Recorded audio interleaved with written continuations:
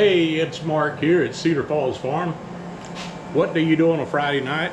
Well, I'm not going out anywhere, that's for sure. So looks like a good time to be in the shop doing a little processing. So this is what I'm going to work on tonight. I will not finish processing everything. Let's put this up over here where I normally have it when I'm doing some processing. So we are going to cut up some lamb and some beef fat to make Merguez sausage. I have a 13 or 15.35 pound ribeye, that's 6.96 kgs. It will be cut into steaks. I have pork shoulder butt, 20.37 pounds or 9.24 kgs. A pork loin that's 8.25 pounds or 3.74 kgs. And I have 2.74 pounds of fat back or 1.24 kgs. And I'm going to make Italian sausage. I only need about 2 pounds of the pork loin to add to make 25 pounds of sausage. So the rest of it I will cut into small steaks and we will cube it. So this is what I'm going to cut up. I'm probably going to do about 2 pounds of merguez, and I will include, or fat for the merguez, I will include the recipe, an online recipe, an excellent recipe. This guy has a lot of different recipes and his is the absolute best I've found. I will give you a link to it and give him a shout out for what he has done with this recipe, because it is just like what you would normally get in Europe or in North Africa. Here's my ribeye that'll be cut up, and then I have the rest of my pork over here that will be cutting up. Here are my ingredients that will be going into the merguez. This is one of those, I do not use anything pre-packaged on this. This is a blend. These three right here, the fennel seed, cumin seed, and coriander seed, I will toast those on the stove top in a frying pan, and I'll use my mortar and pestle to grind them up, and then they will get blended in. We have harissa, which is a Tunisian paste, a hot paste, coarse kosher salt, paprika, and garlic. Now there's one ingredient that I'm not including in there. This is hot enough, it will probably end up making me sick, but I will have to live with that, and that's cayenne. I'm not adding the cayenne because it really has a bad effect on me. I get sick, feel like I have the flu or something. Don't know what's going on as I get older, but it's like that, and I'll probably feel the same using the harissa now, but I'm going to do it anyway. And some of this is going camping with us. Hopefully I will get this loaded before we go, but I'm not certain. And we will be testing out with the rest of this. Let's see, I've got 8, so we'll have about 6 pounds of this that we'll cut into chops and run it through the tenderizer. And I want you to see real quick, here is the other one. You can see the difference in construction. This one is like here, and that's what you have. I mean, this one's a joke anyway. Don't like it. It's junk. LEM can do better. So we will be trying this one out. Too good. I will put a link to it. I bought this. I get no compensation. It was not provided. This came out of my pocket. So I'm going to pause this, get everything prepped, and we'll get started. Okay, we're going to start out here with the merguez, and then I'll stop after that because I'm wanting to do a complete how to make merguez, not just processing meat tonight. And I will add it into the beginning of that video series, because this one is worthy of its own video.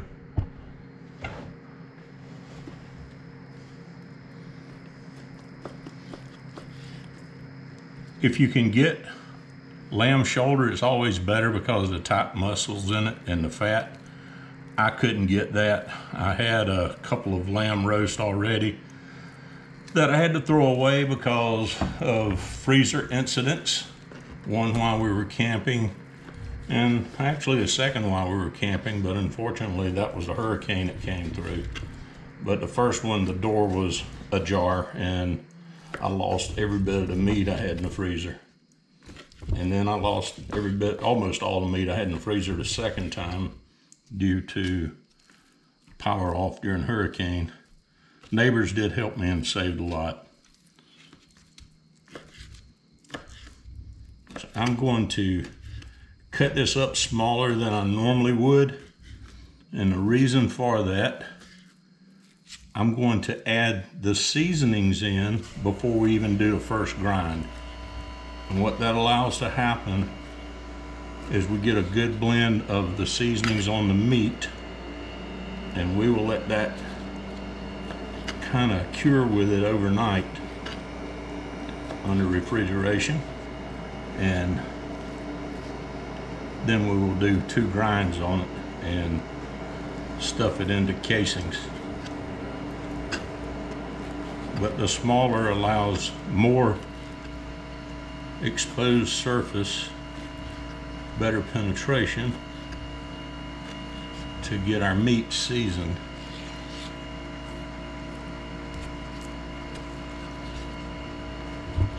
And it may take me a little longer to do this, but that's okay. I'm not in a big hurry. Make sure we still have video coming out.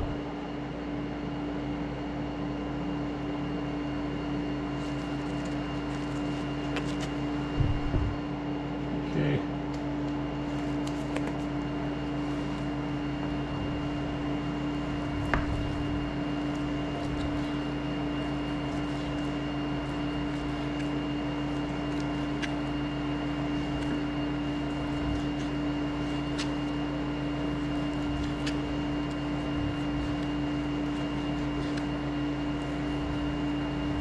I think no more meat than we will have. I will put it in this pan instead of the tote. You can use that tote for something entirely different.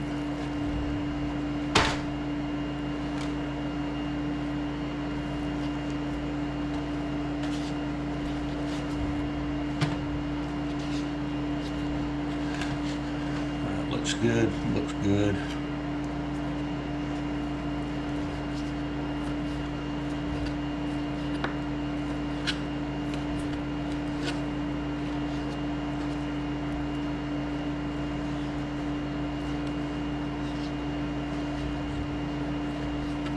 You know, I could cut this bigger. I could cut corners, and we would still come out with a decent sausage. But there's a lot of care goes into making this, and if I'm going to take the time to make it, I want to take the extra steps to try to make a better sausage.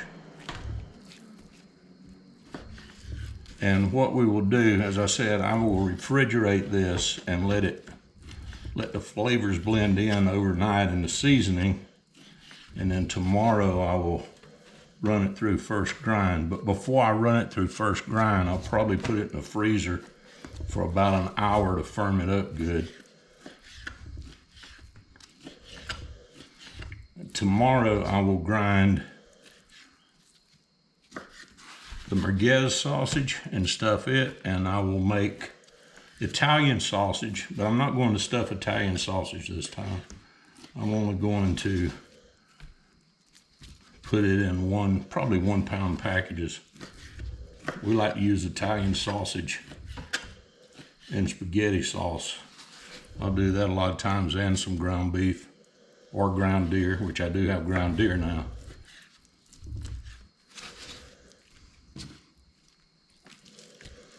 If you hear heavy breathing in the background, it's not me being a mouth breather. That is the farm dog extraordinaire laying on his bed, hoping I will have some coals so he can eat what I don't put into the sausage. He's a good boy like that. He helps. And if you've seen some of my videos on meat and processing, I want you to look at this one. Hopefully I gotta see this. So, right here, I mean, that's nothing bad. We could grind it up and perhaps it would be ground up really small, but that's an old artery or vein, and I don't particularly like to have those in my sausage. Small stuff that you never see. I'm sure there's capillaries and stuff in here that just get ground up and eaten. But that will be one of the pieces that Link, Farm Dog Extraordinaire, is waiting on to munch on. I'm glad we got a little bit of fat on this. That will be good and complement the beef fat. So this recipe, it will tell you that you can use beef fat, lamb fat, pork fat, whatever you want to use. So I don't talk religion much on here. I will tell you, I'm not Muslim, I am Christian. But I've spent time in different cultures. I've been all over the world. And out of respect for the culture, you can call me crazy if you want, I am not going to make pork into a Merguez sausage because it is a North African. You'll find it in Algeria and you'll find it in Tunisia and Morocco. And being primarily Muslim countries, it's just kind of I'd say a country boy's respect for somebody else's beliefs. So I will not be putting pork in it. But if you want to put pork, you can. I don't know that I would consider this halal because I'm processing it in the same place that I'll be processing pork later. But this is being processed separately. It is being used beef fat with it. So I would think it could be considered halal. It's not blessed or anything, but it is not cross-contaminated with pork for those that would not eat pork. So enough of that.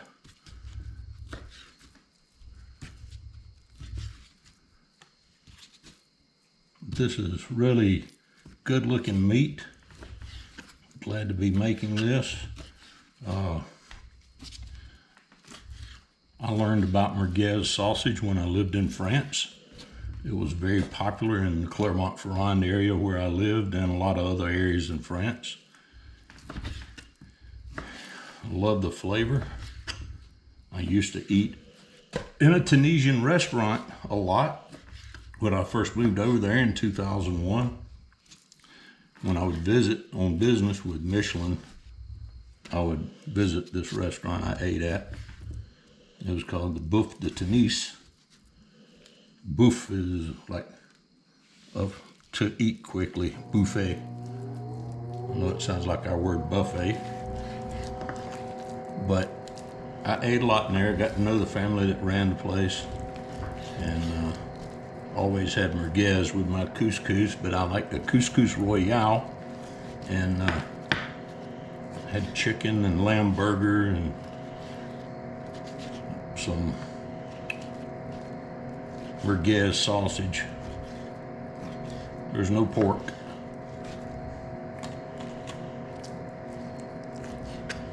And we are camping this coming week with some friends. Another one of my buddies retired from Michelin. We're friends with he and his wife, Dean and Becky. And Dean also lived over there for a while. He retired from Michelin just like I did. And I know he likes a good merguez, so I thought it would be nice to make some merguez sausage to take camping and cook that up and enjoy some old times. And I'll probably have a bottle of rosé with it. All right, I'm seeing a little silver skin here I'd like to trim out if I can. A little bit of connective tissue in there as well. That fat looks to be a little bit tough. I don't want it in there, especially when I have some good beef fat put in with it.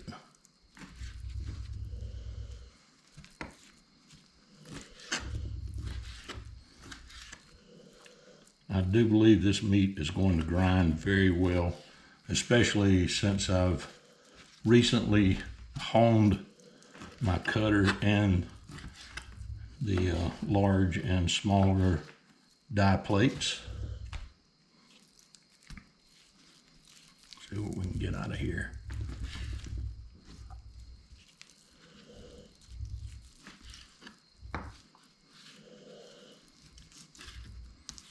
Yeah, that's fine.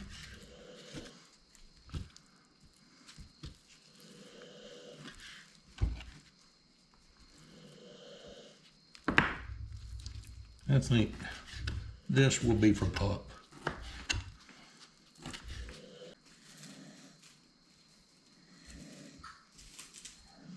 The recipe calls for 3 pounds of pork lamb, or 3 pounds of lamb shoulder, 1 pound of lamb, beef, or pork fat. We're using beef, so you got to have a good fat content. We're not doubling up at a 4.5. I think we will go with probably 2 pounds should be sufficient. Let's get back over here right quick. We'll take another look.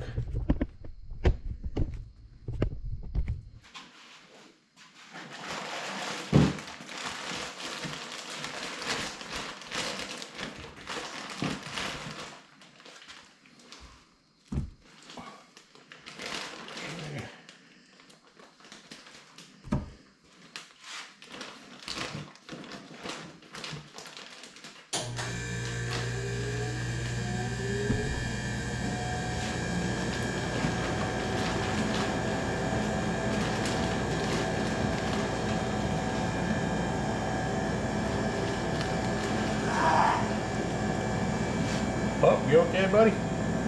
Let's see. 2.23, 2.19. We're gonna leave it 2.22.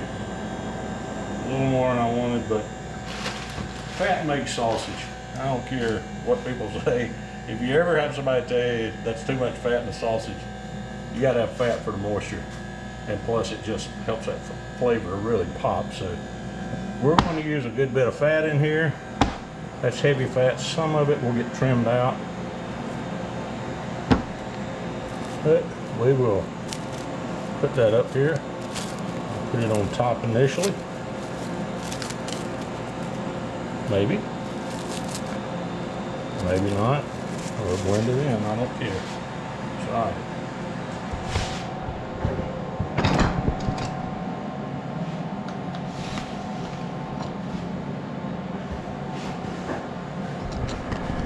Okay, let's get started on this.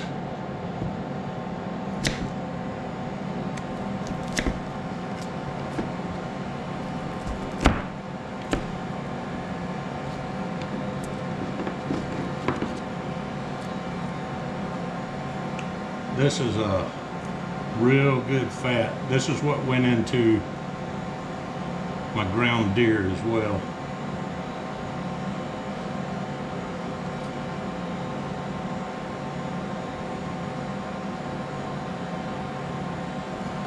This would be good candle making fat too.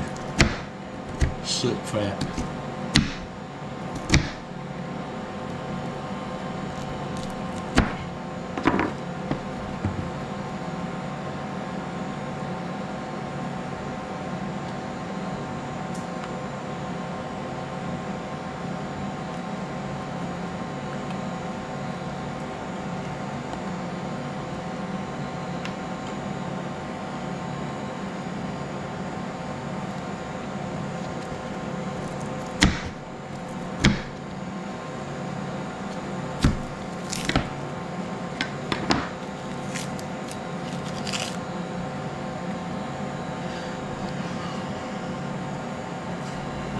You can just crumble this stuff up.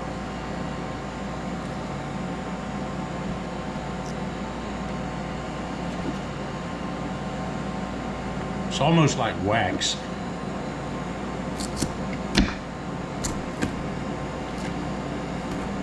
had it in the freezer too, so it breaks up real well.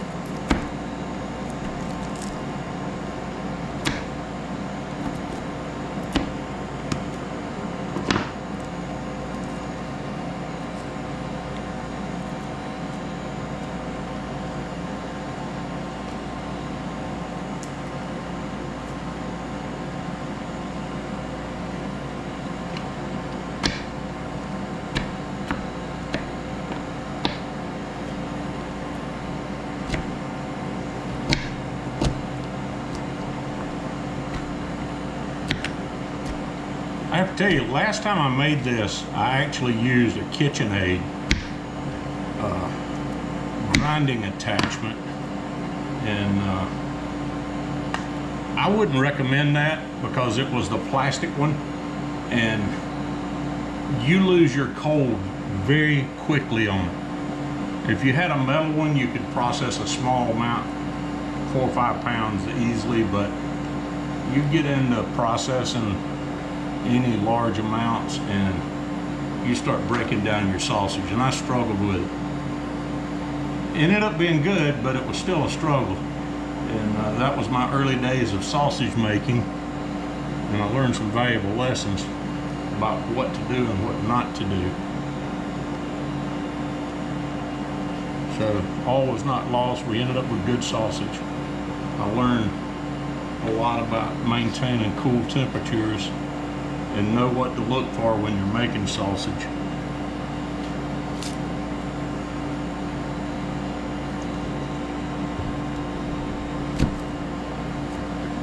And some of these things, I hope I can help people learn and not make some of the same mistakes I made. You're going to make mistakes, that's okay.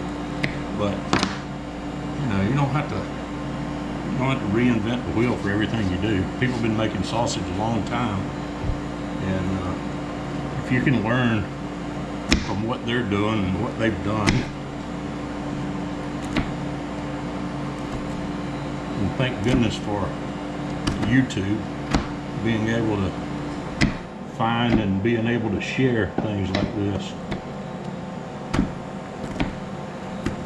Again, I am over processing, I would say, or over cutting. Doesn't have to be as small as I'm cutting, but I want to put the least amount of work possible into it. I've already seen how this particular fat performs, and it's very good in it, but it also breaks down very easy. And my main thing I'm trying to do, I want some breaking down and blending. That's part of a mixing process, but I'm looking more for blending than I am transitioning the meat and the fats. I need just a little bit to get that collagen working out in the fats where it gets kind of tacky, but not so much that our fat breaks down.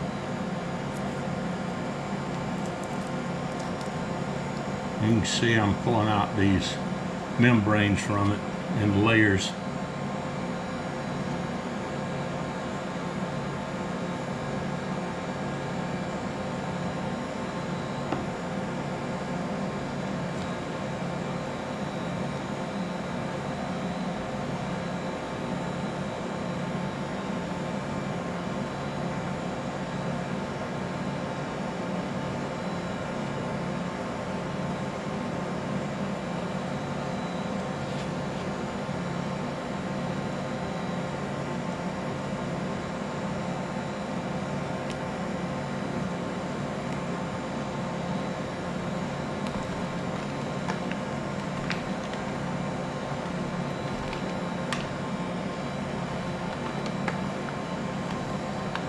I'm thinking we will put that in the smaller tote there.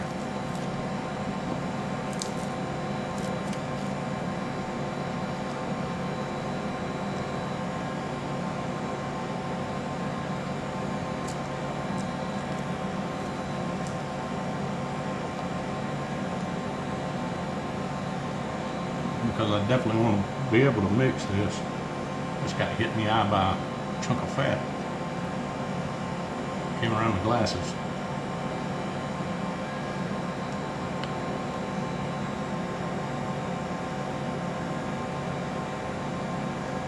Not to worry, it'll melt my eye quickly and then it'll just lubricate it.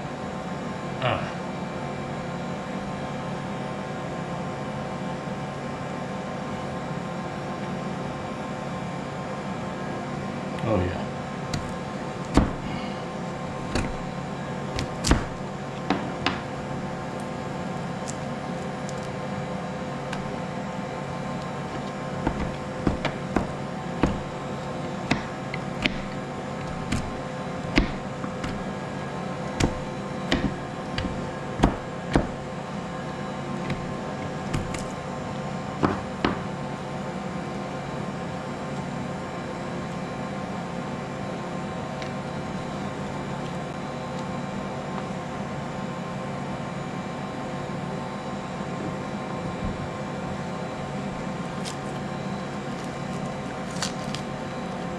Peeling off more of the membrane here.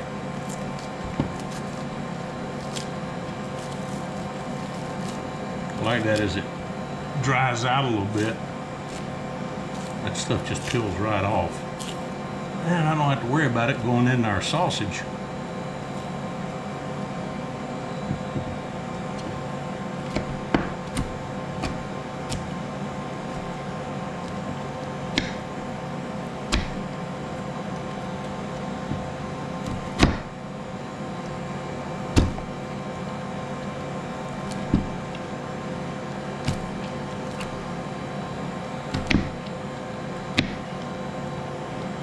I'm gonna have a little cleanup to do before I go to cutting up my ribeyes.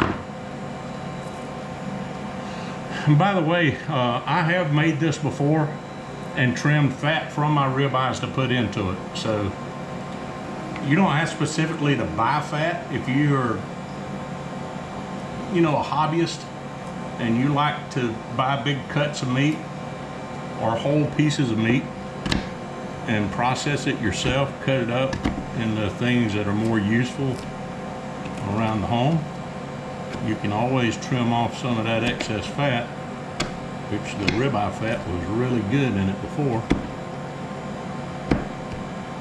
It didn't seem to break down too easy, which was good. I don't want it breaking down. I want it to get smaller, put some work in it, but not to emulsify it.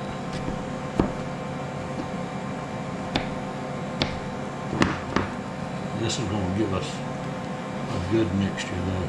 I think I'm going to have to go up to that larger tote for sure. God, what a mess. Alright, we've got one more block of fat here to go, and then we'll stop off. I will put it in the larger container, and then I will video prepping the seasonings.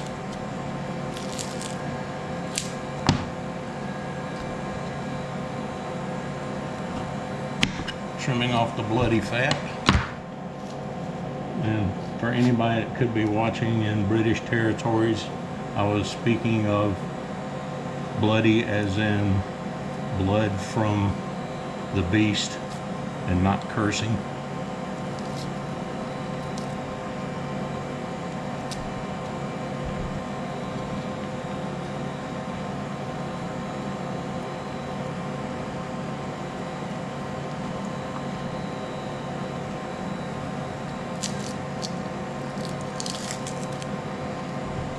More of this fat has got some blood in it.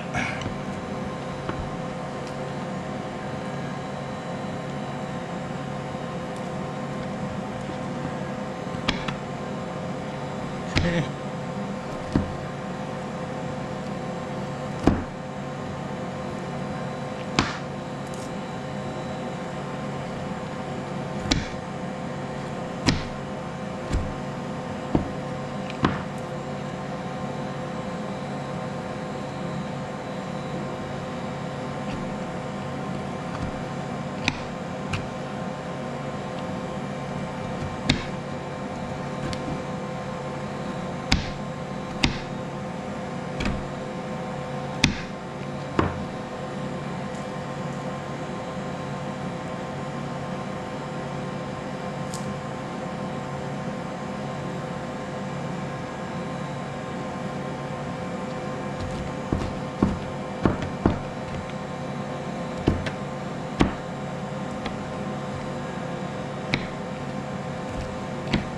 It would have been easier to wait till last to do this.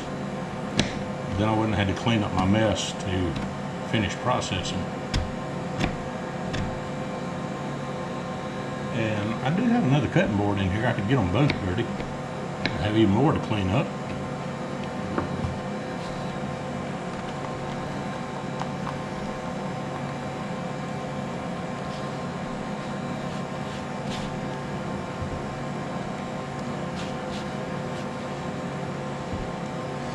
Okay, that fat is by weight, so it's a percentage.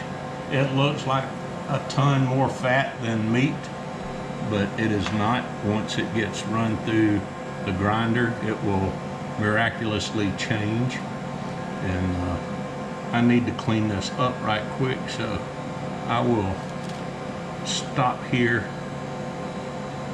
I got to think about the sequence that I want to do. I will probably go straight into meat, so this one will be along with processing meat, and it will be the beginning of making merguez. Alright, we're back to the merguez sausage.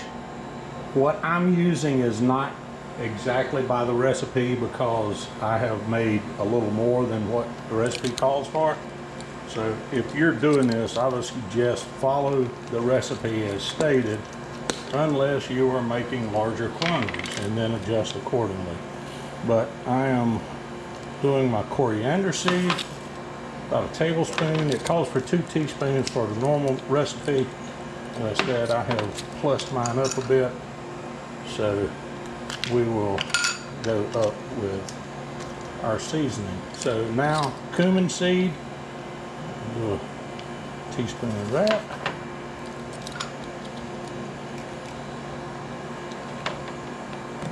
The recipe also calls for using a cast iron skillet to do this.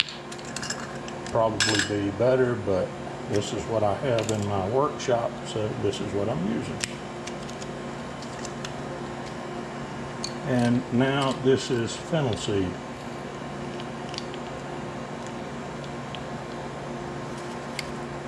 So I've used a tablespoon or 3 teaspoons. That's the way I upped my recipe. We're going to toast this, and then I will put it in a mortar and pestle and grind it up. Let's see, front. The beauty part of this is the aromatics. This will smell so good.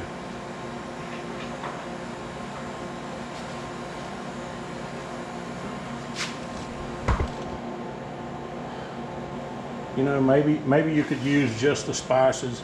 You're welcome to try however you want when you do it. But I like following the recipe fairly close. As I said, I am omitting cayenne from mine. It's just a personal choice because I'm taking enough risk just using the harissa that will be in it.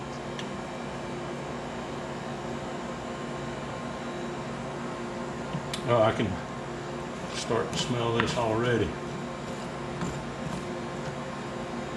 So the spices, finding fennel seed and cumin seed is fairly easy. Neither one of these was an issue. This one, I had a large container here. I actually toasted some the other day to test it. I had this in the pantry, the smaller one. And I've looked in about 6 different stores in our area here, including a Latin market or Spanish market, and they didn't have it. And I got to test out my Spanish language skills in there, which are not that great yet, but she knew what I was looking for, and I knew how to say thank you and see you later.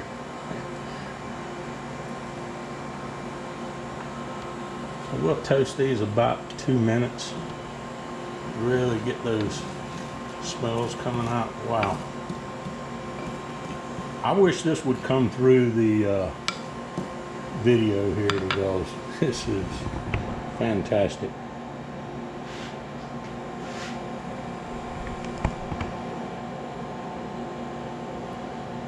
Here. Wow, you smell that? Ooh, it's like walking into an Indian restaurant almost.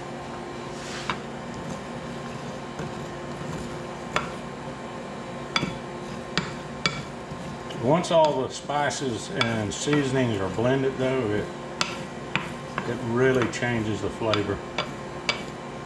You'll get a lot of this, but we're going to put this on our mortar and pestle here in a few minutes. Once I get it toasted enough.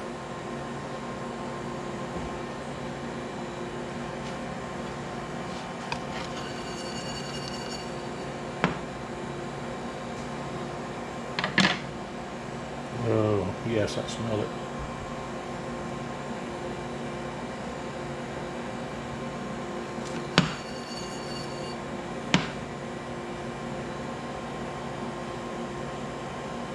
This just really seems to bring out the oils and the aromatics in these seeds. And once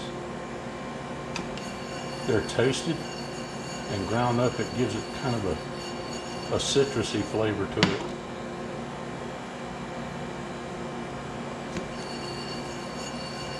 I will include in this video, there will be a link to the recipe that I'm using, and the guy that developed this recipe, I'm telling you, he is spot on.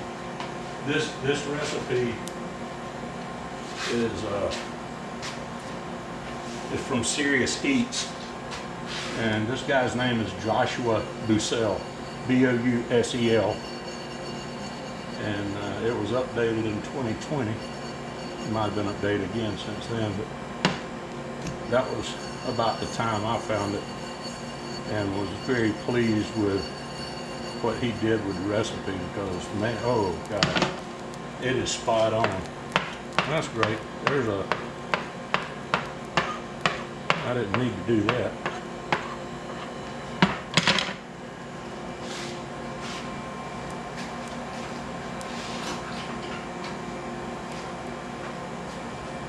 How to quickly toast your seed, and how to screw up a recipe. I don't want to lose them. These not the ones I didn't completely scorch. Okay, put that around. It's getting late. I'm getting punchy. I need to get this done. There we go, smoking a little bit. Hey, maybe if I smoked this, it would help my arthritis.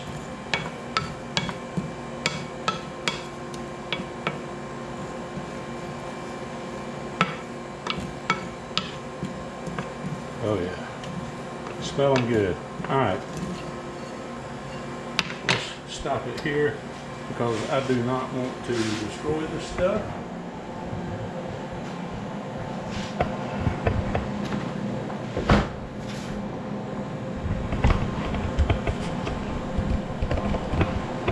I am going to pour this into, or use the pestle here to grind it up.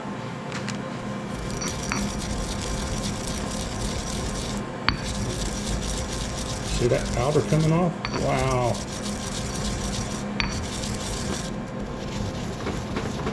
Oh, I wish you could smell this. Incredible.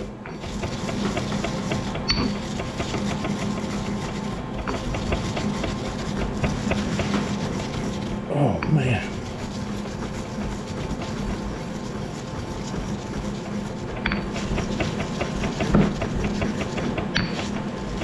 It says use a spice grinder. I figure this was good enough for the Aztecs. It's good enough for me. I know this is a North African. It's, who knows.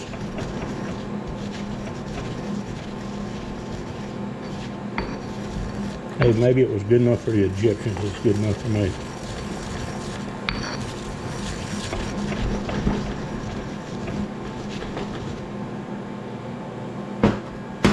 Okay.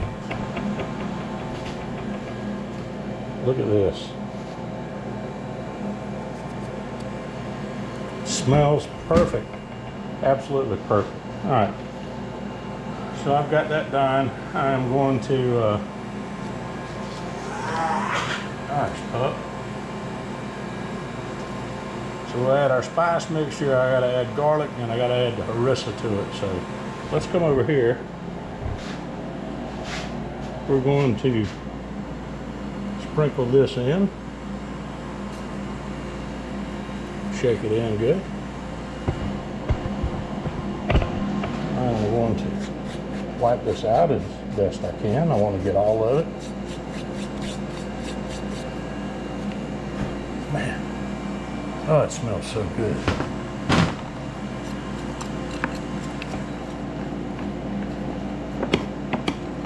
It's gonna be awesome.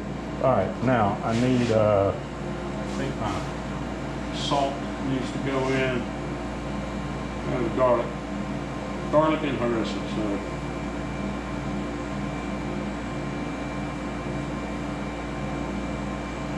where does my salt go?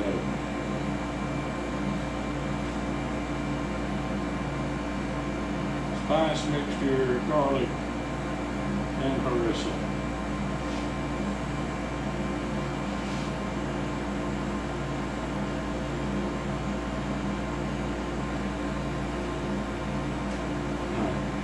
Paprika and salt need to go in with this.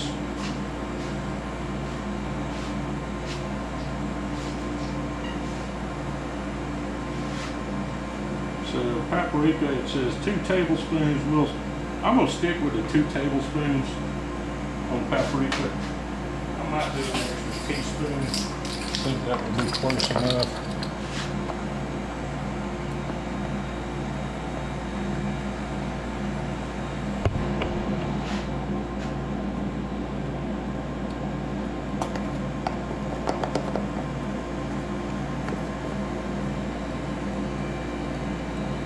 And about a teaspoon. Okay.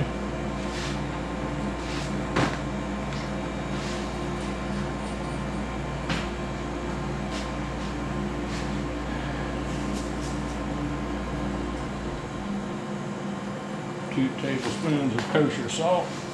I am not adding extra salt.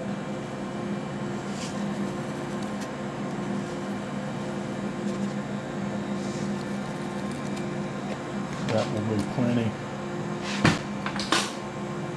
My prerogative. Alright, harissa, we're supposed to put 1/3 cup. So I've got to go a little bit heavier than 1/3 cup.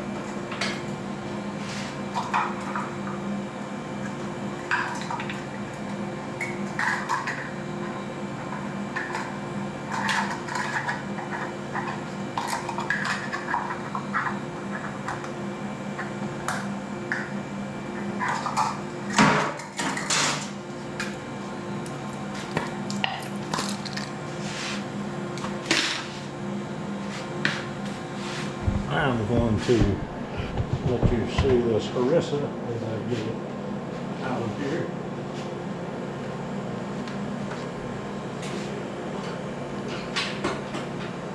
Spatula.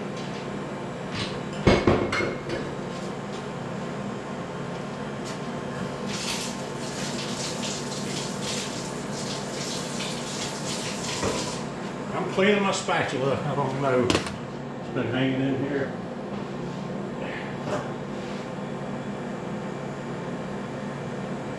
Don't know what could have been crawling around in the shop.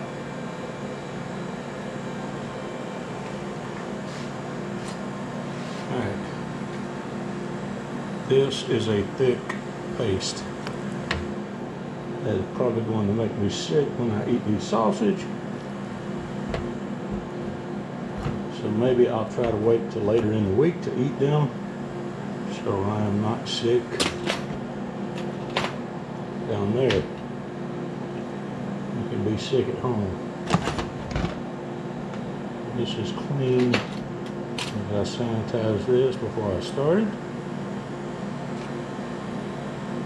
And we will put just a little bit more here.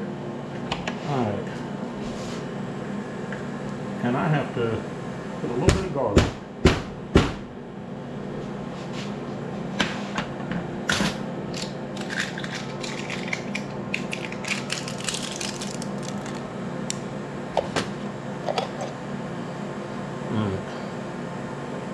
This stuff is from Tunisia, by the way, a product of Tunisia.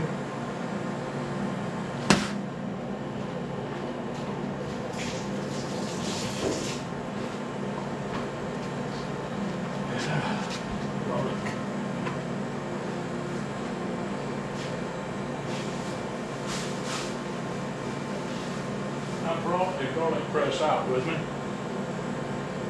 So somewhere out here is a garlic press. Here it is. Gosh. An idiot.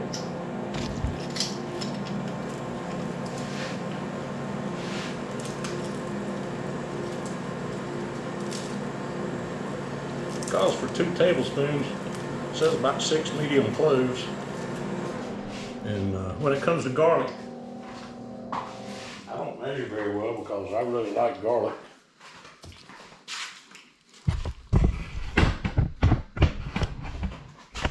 So we will see what we come up with here.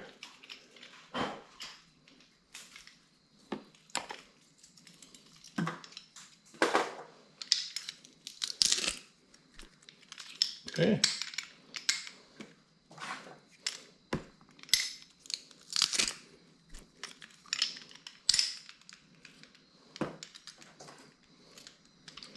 Love this garlic press.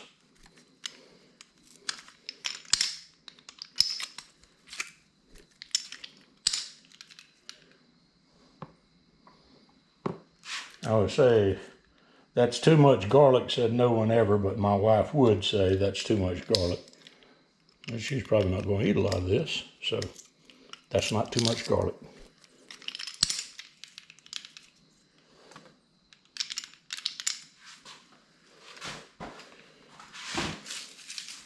Yes, you gotta.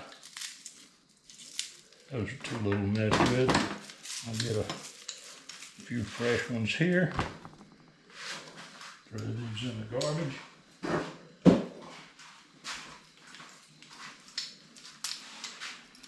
A good chef or a good butcher would have brought their garbage can over. Never professed to be good at that. So I just keep making trips back over there.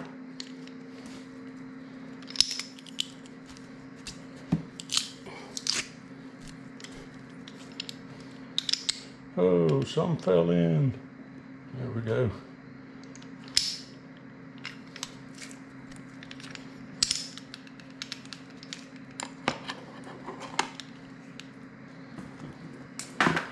Whoops.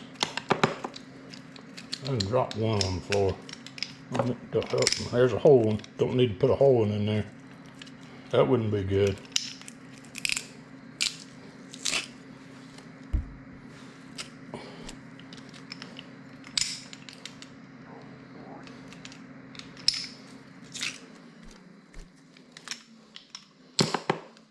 But a lot of times when I'm doing garlic, even in a garlic press, I'll at least knock the outside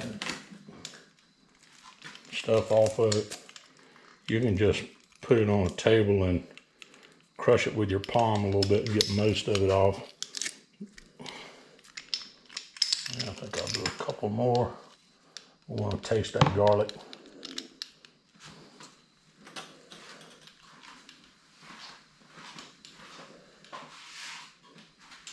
This processing room right now smells so good. I'm not gonna lie. You got to get a sense of it. If you like this kind of stuff, I'm gonna put links in here for everything. Well, at least the things I know. I'll include the recipe, and I will put links for things in the recipe, at least on Amazon. So here in the U.S. and hopefully in other countries, you at least know what I'm making. Look, in India, if you make this, I know I have people in India that watch. You could use lamb. You're not going to use beef fat, so you could use lamb fat and make it like that. I think you do, I don't know, pork, because I've always eaten lamb in Indian restaurants, so, and chicken, but you're not going to mix chicken in this. Get creative. Do whatever you want, make it yours. All right, so I have got everything that I'm going to put in this recipe. I've got our cumin seed, coriander, fennel seed, paprika, kosher salt. I've got cloves of garlic that's been crushed. I've got the harissa. We will use ice water later once we're blending it, and we will put this in lamb casings, which I already have. We'll need to soak those in warm water. So for now, I'm going to put on some gloves. I am going to mix this up by hand. Don't want to get that harissa all into my skin, because it's hot stuff and that wouldn't be good. And as much as I love this, I'm kind of dreading how I'm going to feel. But, you know, sometimes you do things that don't agree with you because you still enjoy it. All right, let's see if I can get a good view here. I'll try to do a little bit of blending with this. I don't know how well that would work.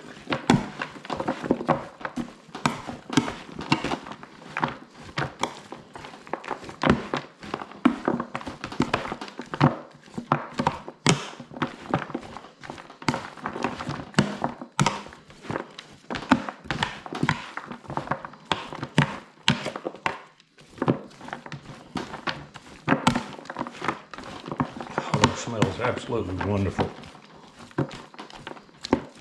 Man, oh man.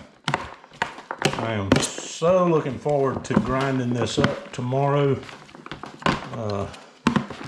We may just do one single grind on a small, since I already have it into smaller pieces.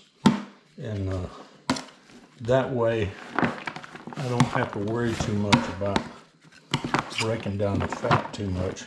And I'm okay with the fat staying in some big chunks as well. Oh, this is glorious.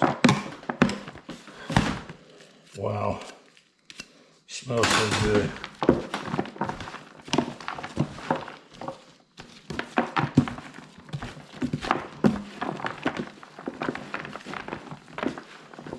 Oh yeah.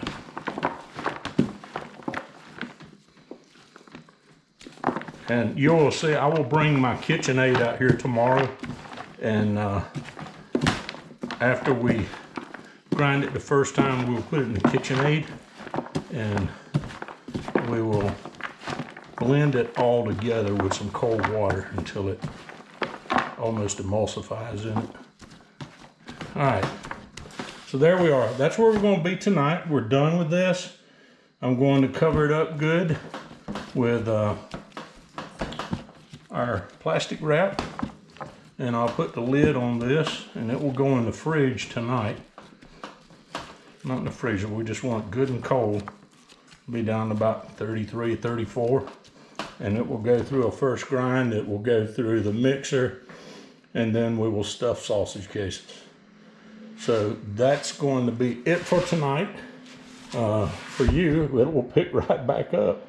And you won't even know that I've been to bed and been refreshed. See you in the morning. Okay, we're getting ready to process the merguez, and we will do a single pass grind. I have my smallest grind plate here. If you recall, I cut it up in small chunks, and the grinder is very cold. The meat has been in the fridge all night, just above freezing. I'm putting this in a stainless mixing bowl. This is actually the bowl for my KitchenAid mixer. I will be mixing this in the bowl with my KitchenAid and a bread loop. It'll make sense when you see it. because we will mix a little cold water in with it and run it through the mix to get a good consistency. The grinder head's so cold it's freezing as it comes out. I'm okay with that, because I didn't want my fat to break down, if you recall. Oops.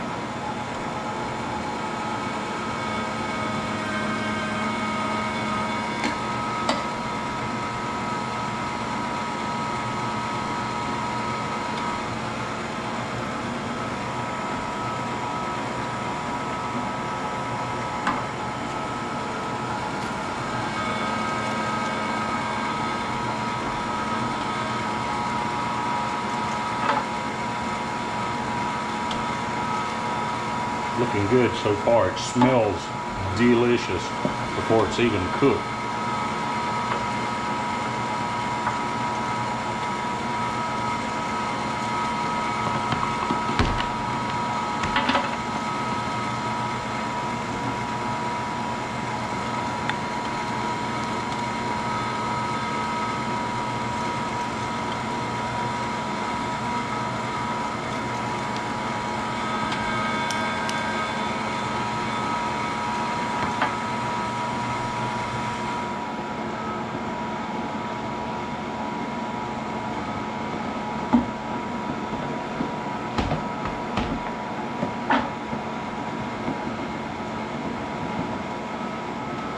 By doing a single pass grind, we end up with some good consistency in the sausage. There'll still be some small, I'll call it chunks, there'll be some smaller particle size, but it won't be ground like a puree.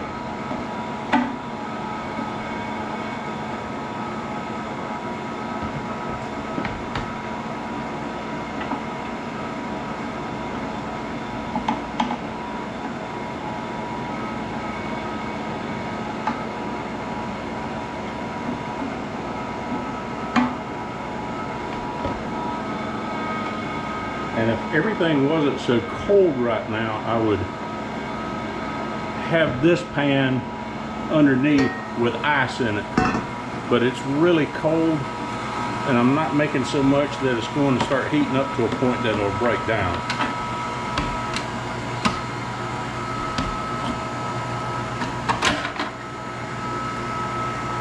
The first thing I did before we got started was sanitize all my work surfaces again.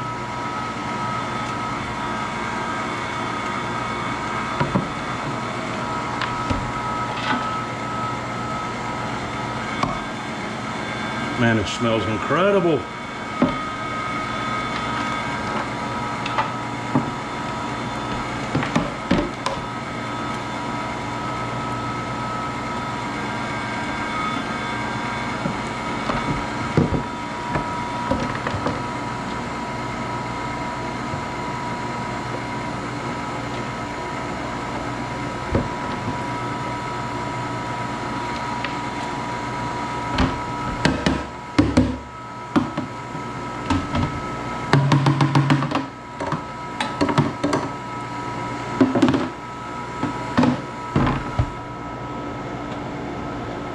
Okay.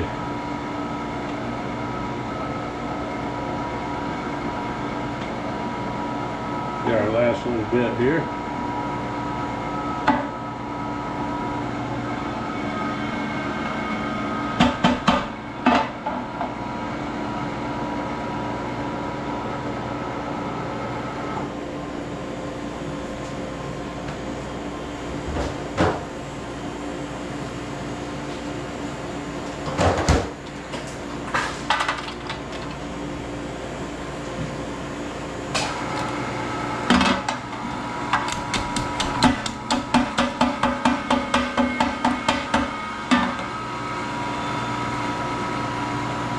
Okay,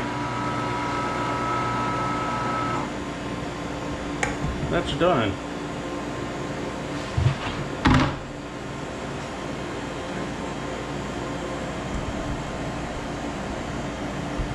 All right, I'm going to clean this up a little bit and get ready for the next step of the process. Okay, we're back at it, and this part here is going to be a little tricky. Now I'm going to mix this. Should mix it for about a minute. I have more in there than what I normally would for a recipe, so I'm going to have to get it started to break down a little bit and then add more, and then I have to add water to it as well. So let's see how we can go with this.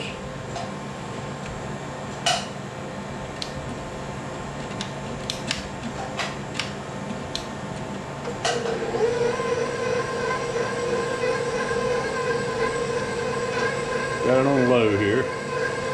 Alright. Starting to get a blend.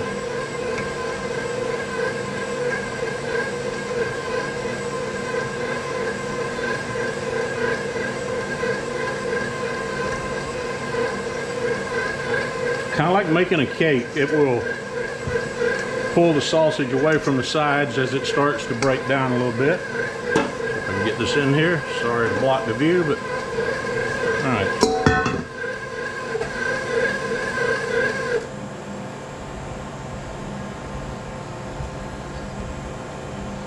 Alright.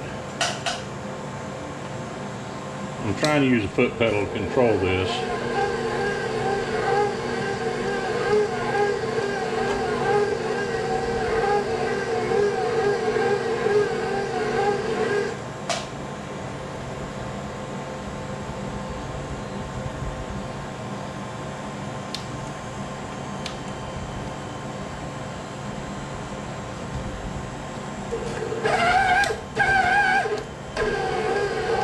Oh, we don't want to go too fast.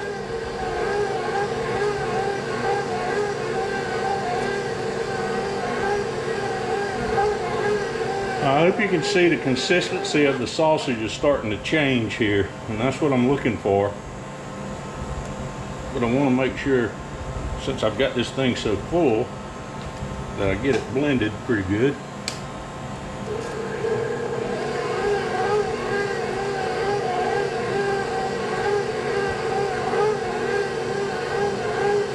So if you've ever made bread using a mixer like this, kind of the same principle. You can see it's starting to follow. So as it starts to follow around, I know I'm getting the consistency I want. Now I'm going to add in the water.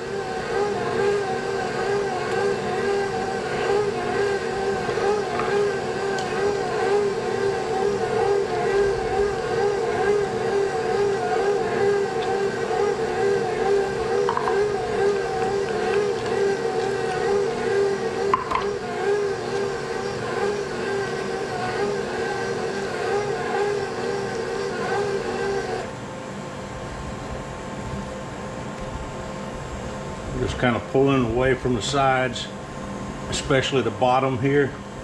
Make sure I get it all blended in good, so I have a good consistency.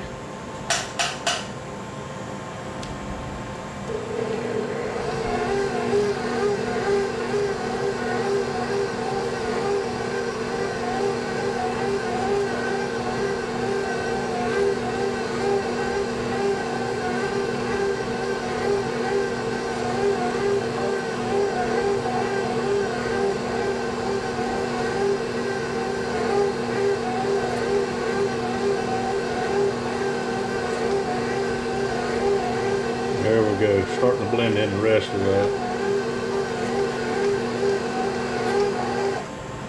We'll make one more pull off of the bottom. Oh yes.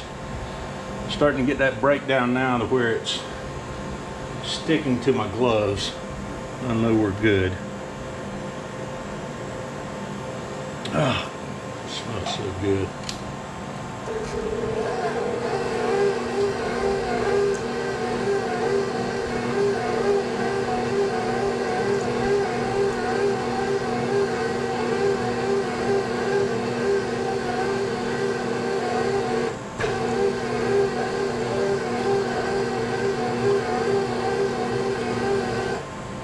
Okay, that's about where I want it.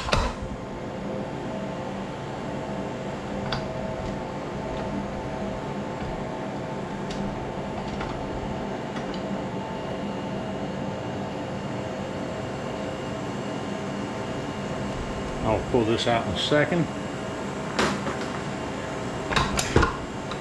All right.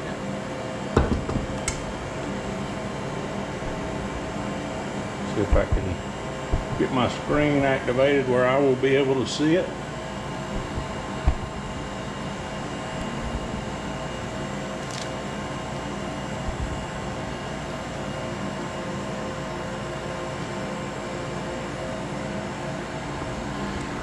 So you can see the consistency here.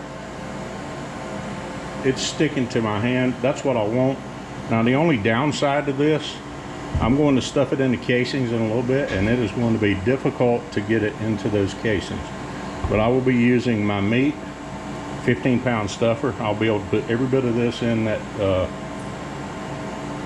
meat stuffer, sausage stuffer, and I will spray the sides with a non-stick such as Pam. I can show you that real quick.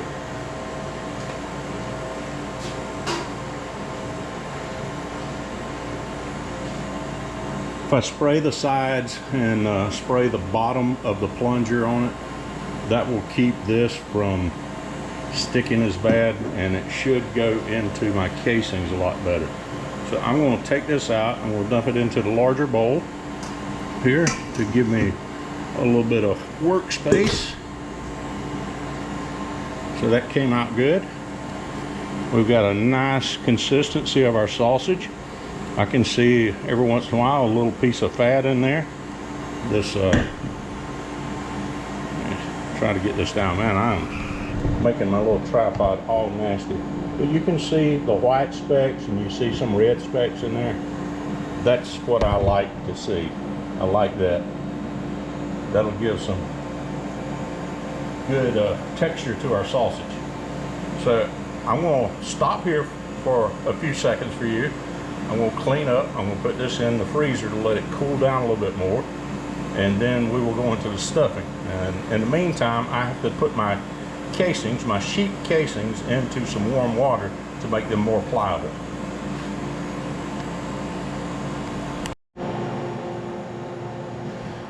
All right, let's get back at this here. Get this stuffed.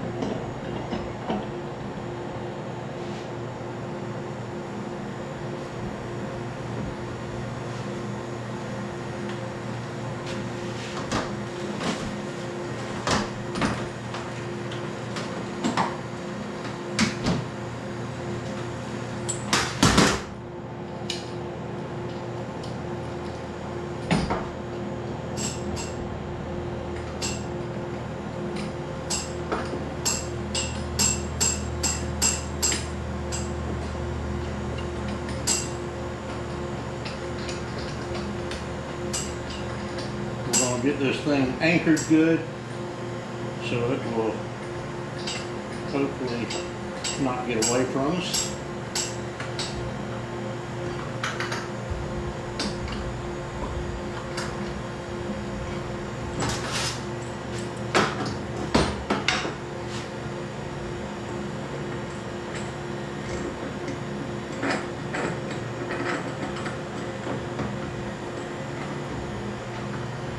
These get cleaned up at the end of my processing and go back into the I have a tub that I use for all these things.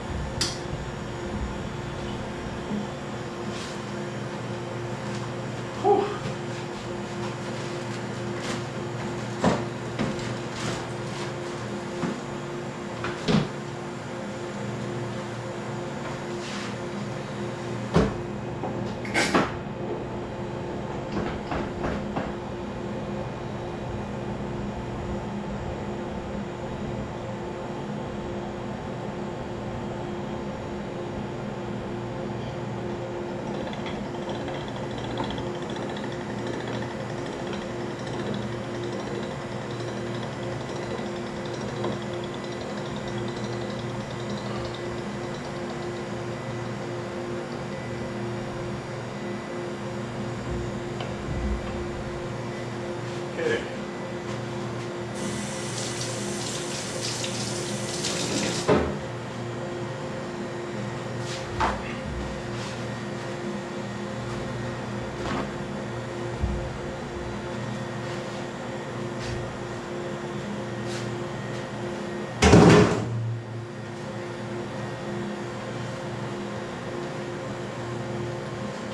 I know I started this early, but I just wanted folks to be able to see what happens up front here.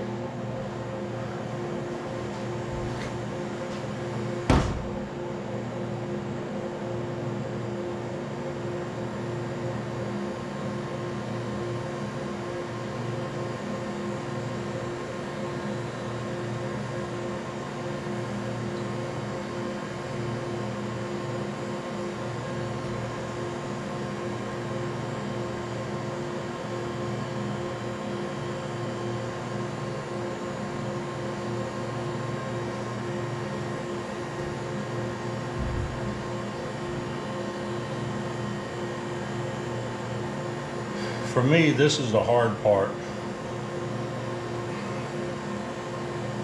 It's trying to get these casings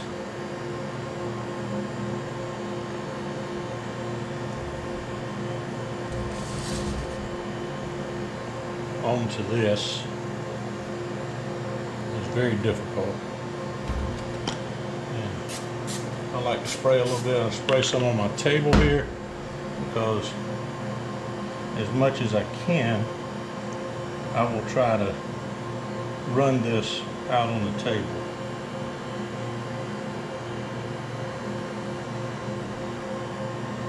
And it's very difficult to do with these gloves on.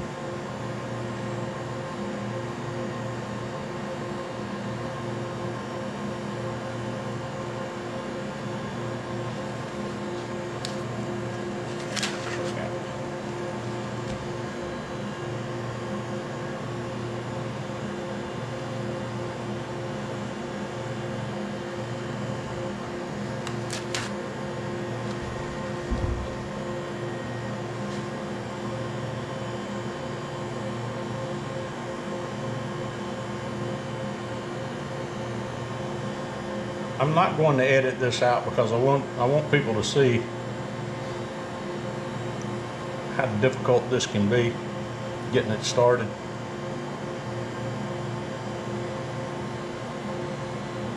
Maybe folks that stuff casings a lot have some tricks that I don't know. I will try to go the opposite direction. Try the other end.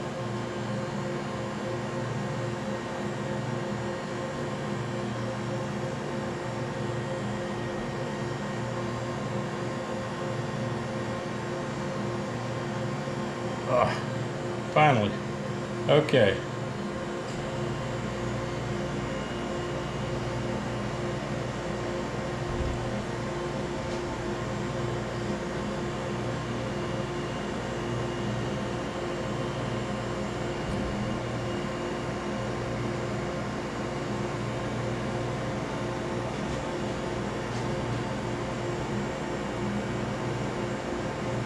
I will tell you, the last casings that I used, the LEM brand, I had blowout after blowout. I don't think they were good casings. But I wanted to buy a more local product.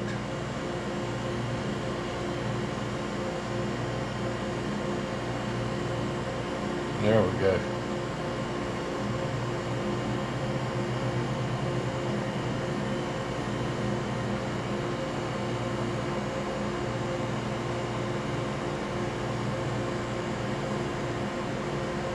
Now that looks great. That's feeding the way I want it to. I'm going to just tie a knot in the end.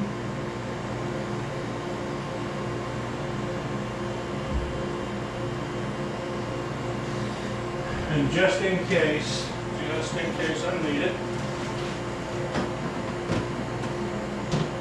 I have what is called a pricker. to get air buildup.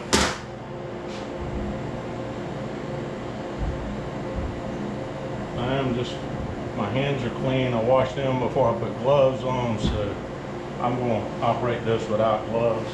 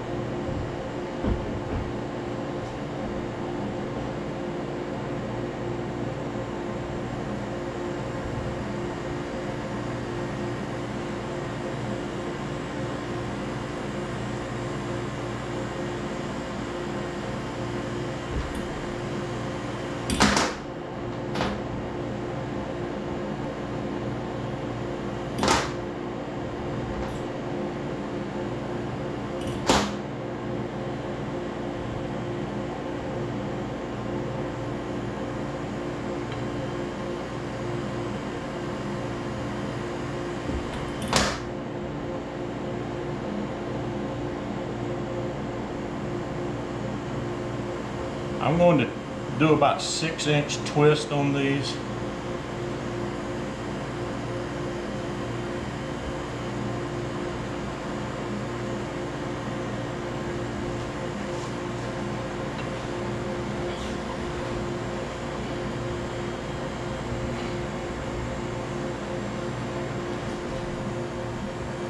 The meat is very cold, a little too cold actually.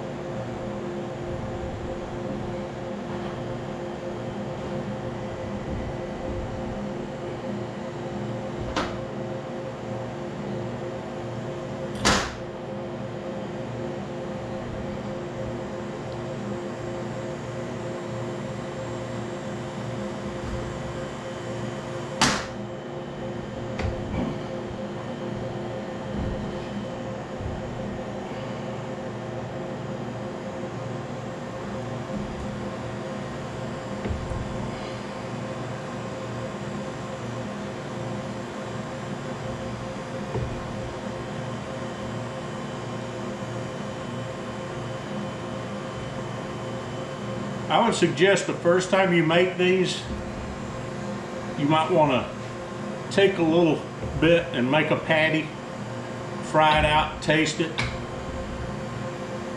and see how it tastes. So if you need to make some adjustment to your seasonings, you can.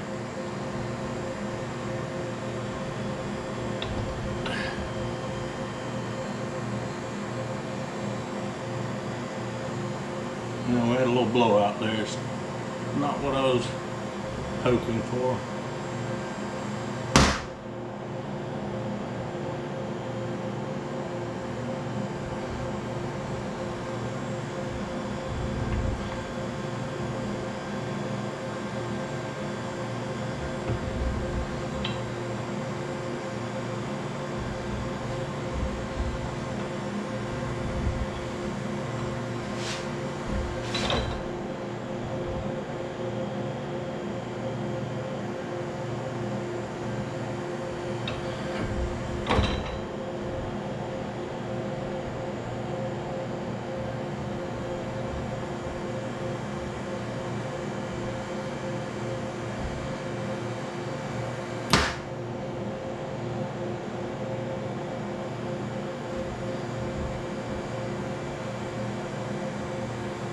The sausage is actually too cold.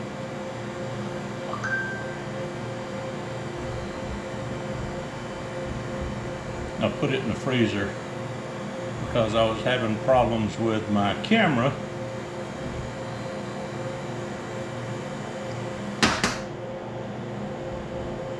looks like I was going to lose all of my video, and I had to go inside and make sure that I didn't lose it. So in the meantime, I left this in the freezer, and it should have been in the fridge. That's why it's a little bit of a struggle right now getting it to feed out. It's still too cold. But I'm kind of against the clock, getting ready for a camping trip. I just got to get it done. These are not going to be beautiful sausage, unfortunately.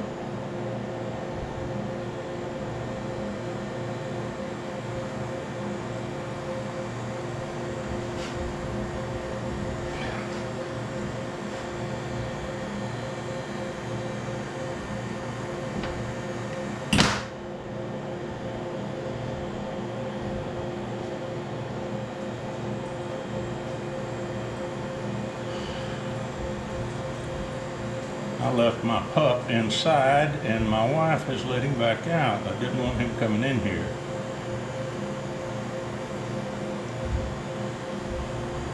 I mean, he behaves himself, but I prefer not to have him in here when I'm processing meat.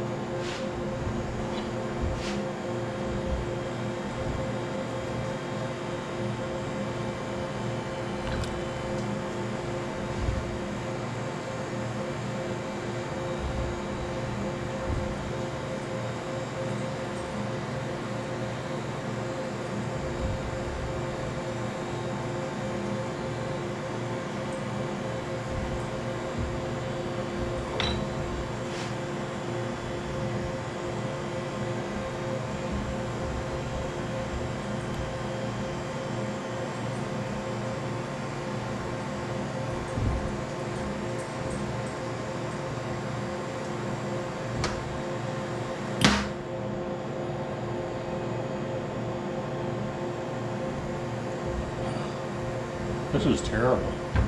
It started out decent, but it's just so cold it's hard to control.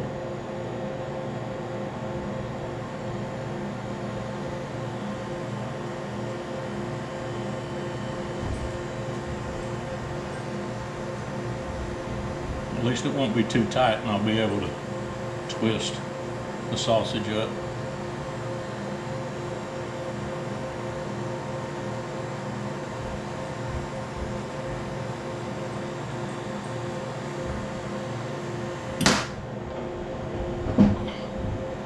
Definitely not my finest work here.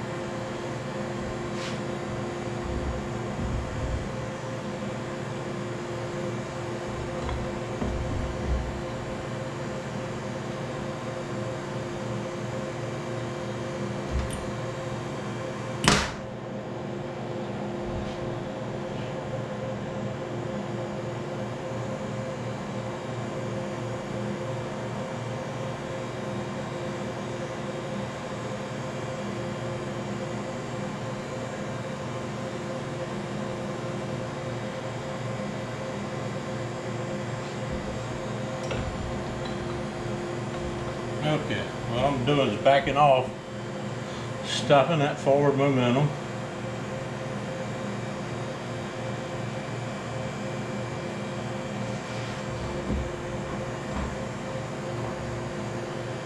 I'm going to tie this off on the opposite end. My fat, shaky fingers. Ugh.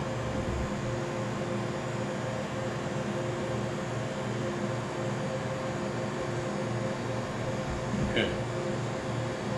Nowhere near as tight as I wanted it to be, and I missed. Here we go. All right.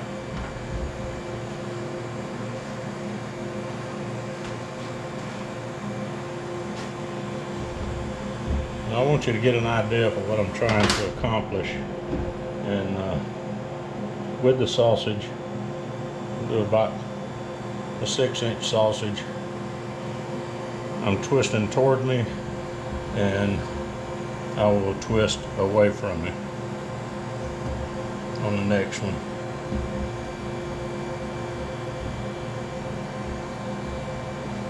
I'm going to twist toward me.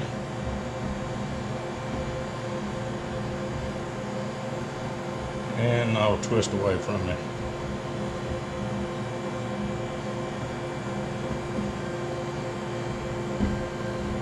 Same thing again, twist toward me.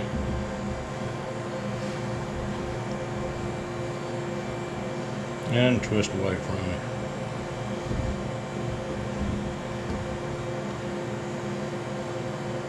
Twist toward me.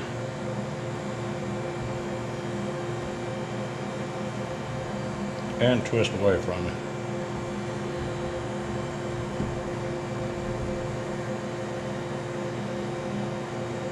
This one's going to be a funky looking one because I have a blowout.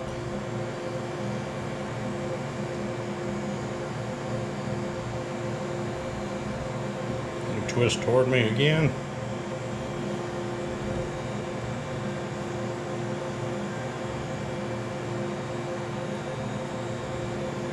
And twist away from it. There we go.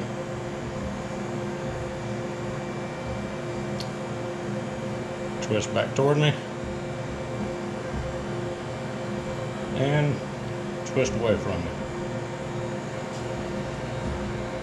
Alright, this is like this one right here. This is the way I wanted all of my sausage to look. So what's happening, I believe we're getting some warming up. I will stop. I'm going to restring some more casing, and hopefully I can get a better video on the next section. Okay. I have a new casing strung up on here.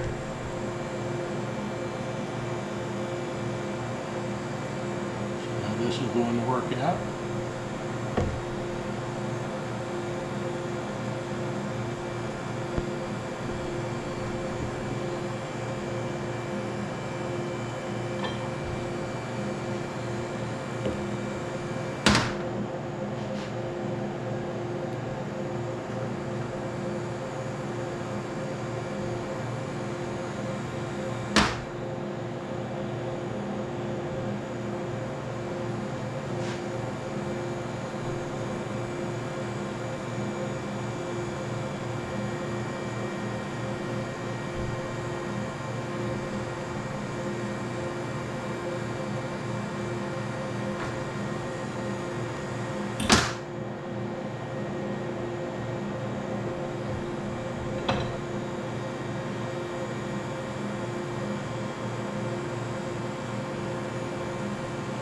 This is looking a little better, a little bit better.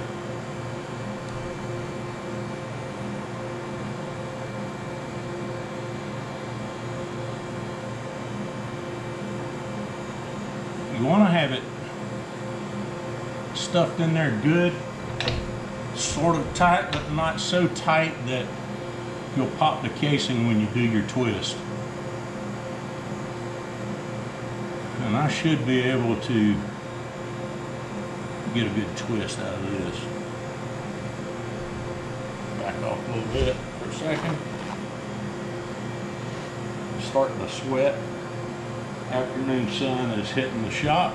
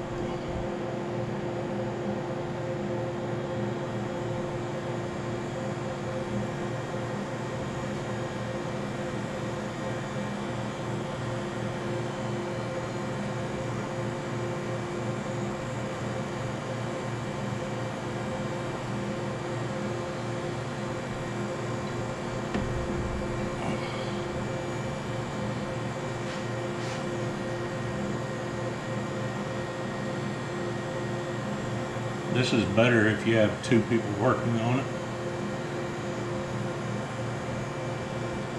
That's where a electric stuffer would be handy.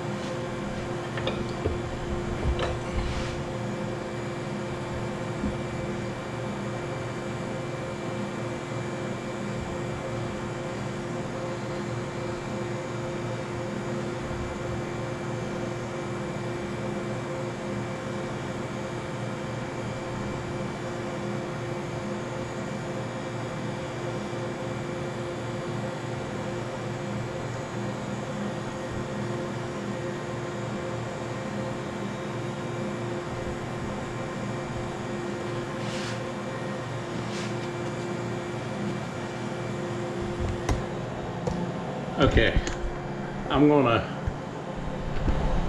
show you what we've got for now. You can see these are coming out good. I backed off a little bit. That looks much better than these did. And I'm getting towards the end, but rather than draw this out too long, because I know it's long already, but that's my instructional type videos. You can see I do live in South Carolina, and love processing meats, things for us to use here on the farm, and some, I'd say, exotic sausages, things that I experienced in my travels when I was younger, and find the recipes and learn how to make it. So I will drop off of this video. What I will tell you is I will include a link to the original recipe. I absolutely want this guy to get credit.